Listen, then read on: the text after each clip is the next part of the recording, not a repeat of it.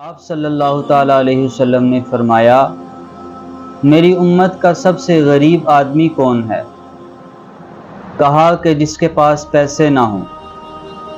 فرمایا نہیں، میری امت کا سب سے غریب آدمی وہ ہے جو قیامت کے دن بڑے بڑے اعمال لے کر آئے گا، حج، نماز، روزہ، ذکر، تلاوت، جہاد، تبلیغ، بڑے بڑے اعمال لے کر آئے گا، لیکن اس نے حقوق العباد برباد کیے ہوں گے۔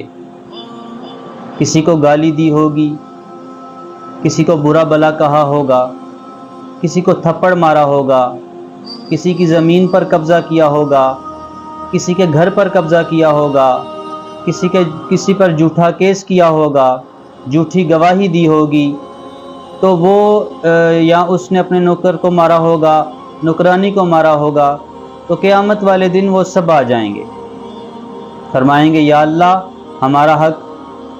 تو اللہ تعالیٰ فرمائے گا کہ اس میں سے اتنی نمازیں اس کو دے دو، اتنے روزے اس کو دے دو، اتنی تلاوت اس کو دے دو، اتنے حج اس کو دے دو، اتنے عمرے اس کو دے دو۔